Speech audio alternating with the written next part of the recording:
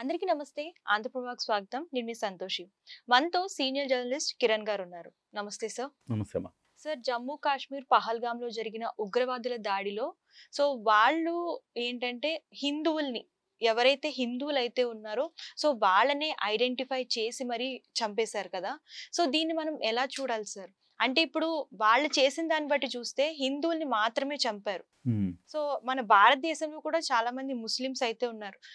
ఈ ప్రకారం కనుక చూసుకున్నట్లయితే హిందువులకి చాలా, అంటే ముస్లిమ్స్ అంటే వాళ్ళు పాకిస్తాన్ వాళ్ళైనా మన భారతదేశంలో ఉన్నా కూడా వాళ్ళ మీద చాలా కోపం అయితే వస్తుంది. దీన్ని ఎలా చూడాలి సార్? అంటే పాకిస్తాన్ వాళ్ళు ముస్లిమ్స్ ని సపోర్ట్ చేశారా? ఓన్లీ హిందువుల్నే ఇలా చేస్తున్నారా? ఏంటి మీరు అంటే ఇక్కడ చాలా మంది రగిలిపోతా ఉన్నారు. నేను ఇవాళ ఫేస్బుక్లో పోస్ట్ చూశాను. పూజకి పూలు కొనుక్కోవాలనుకుని వెళ్తున్నాను. మా పక్కనే ఒక ముసల్మాన్ పువ్వులు అమ్ముతున్నాడు. కొంచెం దూరం వెళ్ళి హిందూ దగ్గర తీసుకోవాలా, ఈ ముసల్మాన్ దగ్గర తీసుకోవాలా అనేది నాకు అర్థం కాలేదు. ఫస్ట్ టైం నాకు ఒక డౌట్ వచ్చింది. నేను ముసల్మాన్ దగ్గర కొనాలా వద్దా? అట్ ద సేమ్ టైం కొన్ని వాట్సాప్ గ్రూపుల్లో మీరు ముస్లిమ్స్ దగ్గర మీరు వ్యాపారం చేయకండి, వాళ్ళ దగ్గర మీరు ప్రొడక్ట్లు తీసుకోకండి అన్న మాటలు కూడా అక్కడక్కడ వినపడుతున్నాయి. దీన్ని మనం ఇవాళ అడ్రస్ చేయాల్సిన అవసరం ఉంది. మనము ఇలా ఆలోచిస్తున్నామంటే దాని అర్థం పాకిస్తాన్ ఉగ్రవాదులు విజయం సాధించారు. చాలా జాగ్రత్తగా వినండి మీరు. నేను ఒక హిందూ, సెక్యులర్ హిందూ. నేను సూడో సెక్యులర్ హిందూ కాదు, సెక్యులర్ హిందూ. నేను ఎలా ఆలోచిస్తాను అంటే, ఇవాళ ఎవరైతే అంటే హిందువులు 3 రకాలు ఉంటారు. సూడో సెక్యులరు, సెక్యులరు, హార్డ్ కోరు. నేను హార్డ్ కోర్ హిందువులకి నేను చెప్తున్నా. ఈ సూడో సెక్యులర్లు ఉన్నారు కదా, వాళ్ళకి నేను చెప్పట్లా. వాళ్ళు నంబర్ 1 ఎదవలు. సెక్యులర్ హిందువులు ఉన్నారు కదా, అలా ఉండాల. భారతదేశంలో ఉండాల్సింది ఎవరంటే సెక్యులర్ హిందువులు. హార్డ్ కోర్ హిందువులకు చోటు లేదు, హార్డ్ కోర్ ముస్లింలకు చోటు లేదు. సెక్యులర్ భావాలతో జీవిస్తేనే మన దేశం పచ్చగా ఉంటుంది. ఇవాళ వాడు ఎందుకు ఈ రకంగా హిందువుల్ని టార్గెటెడ్గా ఎందుకు చంపేశాడంటే, ఇదే ఇలా అనుకోవాలని చంపాడు. ఎలా అనుకోవాలని? వాళ్ళు ముస్లింలను వదిలేశారు, హిందువులను చంపారు. ఏ రోజుకైనా ఈ ముస్లింలే మనకి నష్టము, వాళ్ళు హ్యాపీనే, వాళ్ళు సేఫే, మనమే నష్టపోతుంది అని హిందువుల్లో ఒక రకమైన ఒక కోపం, కసి, ద్వేషం ఏర్పడాలి ముస్లింల పట్ల. ఆ ద్వేషాన్ని సాటి ముస్లిం పట్ల చూపించాల. చూపిస్తే ఒక అంతర్గత కుమ్ములాట రావాల. పాకిస్తాను వెంట్రుక కూడా పీకలేదు భారతదేశాన్ని. కానీ ఏం చేస్తున్నారంటే అది వాళ్ళకి తెలుసు.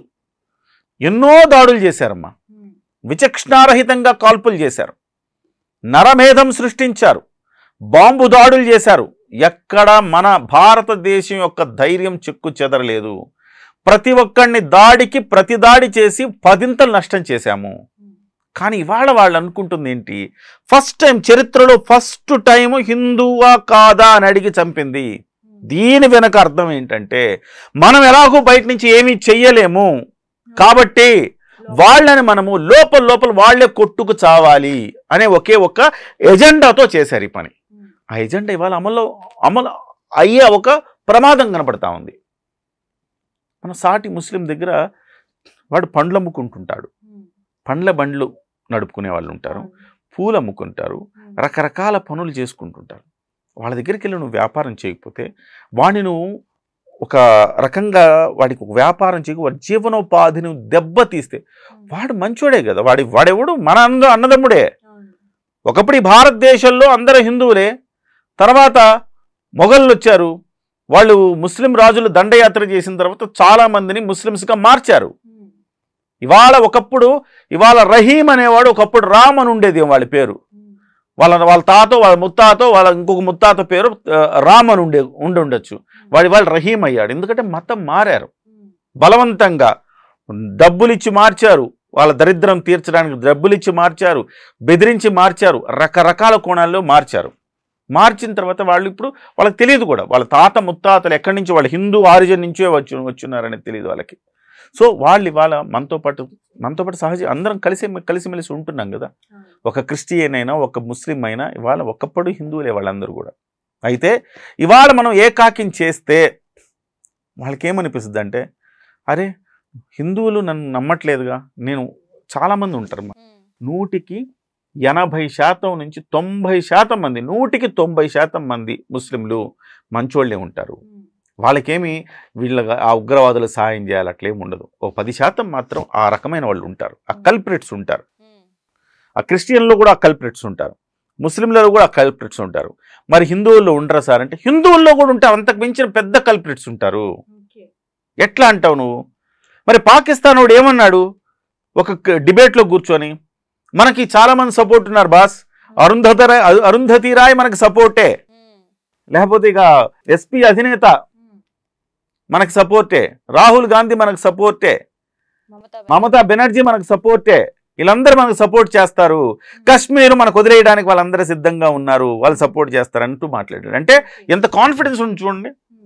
అంటే ముస్లింగా కనిపించేవాడిని నువ్వు గుర్తించగలుగుతావు, కానీ నీ పక్కనే తిరుగుతూ సెక్యులర్ సెక్యులర్ సెక్యులర్ సెక్యులర్ సిద్ధాంతం అని చెప్పేవాడు ఎవడైతే ఉన్నాడు, సూడో సెక్యులర్లు, వాళ్ళు అత్యంత ప్రమాదకరం అంట. అలాగే చాలామంది వీడియోల ద్వారా ఈ మధ్యకాలంలో బయలుదేరారు, ప్రశ్నిస్తామని లేకపోతే తులసి మొక్కలని బయలుదేరారు. ఇలాంటి వాళ్ళు హిందూ ముసుగులో హిందూ భారతదేశ సార్వభౌమత్వాన్ని ప్రశ్నిస్తూ దెబ్బతీసే వాళ్ళు ఉంటారు. ఇలాంటి వాళ్ళందరూ అసలు డేంజరస్ అనమాట. ఒక షఫీ డేంజరస్, ఒక అజయ్ డేంజరస్, ఒక ప్రవీణ్ పగడాల డేంజరస్. ఇలాంటి వాళ్ళందరూ డేంజరస్. వీళ్ళలో చాలామంది హిందువులు ఉన్నారు, ముస్లింలు ఉన్నారు, అందరూ ఉన్నారు. వీళ్ళు అంటే మనం ఒకసారి పూల మొక్క పూలో లేకపోతే పళ్ళు అమ్ముకునేవాడిని మనం అట్లా చూడొద్దు అంట నేను. వాళ్ళందరూ సాటి ముస్లింలు, మనతో పాటు కలిసిమెలిసి బతికేవాళ్ళు. వాళ్ళ ఉపాధి దెబ్బతీస్తే వాడు ఎక్కడికి వెళ్ళాలి, వాడు అప్పుడు ఎక్కడికి వెళ్ళాలి, వాడు కూడా తీవ్రవాద భావజాలాన్ని నూరి పూసుకుంటాడు. తప్పు కదా అది. మనమే తయారు చేస్తాం, ప్రేమతో మనం మన దగ్గర తీసుకోవాలి అంతే తప్ప మనము సాటి ముస్లింలను ఆ రకమైన ద్వేషంతో చూడొద్దు. అలా చూడాలనే ఇవాళ హిందువా ముస్లిమా అని అడిగి చంపాడు. ఈ దేశంలో మొట్టమొదటిసారిగా అలాంటి సంఘటన జరిగింది.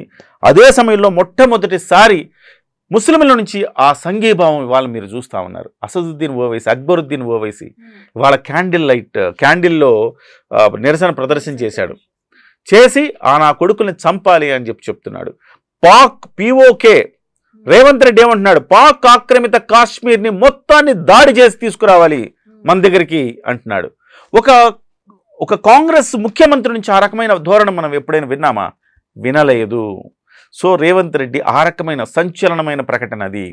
ఒక అభివృద్ధి దిశలో భారతదేశం ప్రయాణం చేస్తూ ఉంటే మన మీద దాడి చేసి మన సార్వభౌమత్వాన్ని ప్రశ్నిస్తే మనం ఎదురుదాడి చేయాల్సిందే.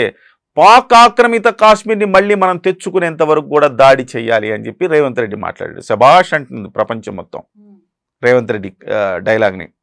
అలాగే అక్బరుద్దీన్ ఓవైసీ, ముస్లింలు, పాత బస్తీలో ముస్లింలు మొత్తం శాంతి ర్యాలీ నిర్వహించారు, క్యాండిల్తో ర్యాలీ నిర్వహించారు. అంటే వాళ్ళు అనుకున్నారు, ఇదేంద్రా బాబు, ముస్లింలని వదిలేసి హిందువుల్ని కాల్చడం ఏంటి, మనల్ని తప్పుడోళ్ళని చేస్తున్నారా వీళ్ళంతా, దుర్మార్గం ఇది, తప్పు ఇది అని ఈ ఉగ్రవాదులకు వ్యతిరేకంగా ర్యాలీలు చేస్తున్నారు. నేను ఎప్పుడు చూడాలి అక్బరుద్దీన్ ఓవైసీ కూడా పాల్గొనటం. ఇవాళ అంత మార్పు వచ్చింది. అంటే భారతదేశం ఎక్కడో చెదిరిపోతుంది, ఇలా హిందూ ముస్లింతో గొడవలు రగులుతాయి, ద్వేషభావాలు వస్తాయి, వచ్చిన తర్వాత వాళ్ళలో వాళ్ళు కొట్టుకుంటారని ఆశించిన వాళ్ళకి ఆశాభంగమైంది. ఇవాళ అంతకంటే ఎక్కువగా సంఘటితం అవుతూ ఉన్నారు.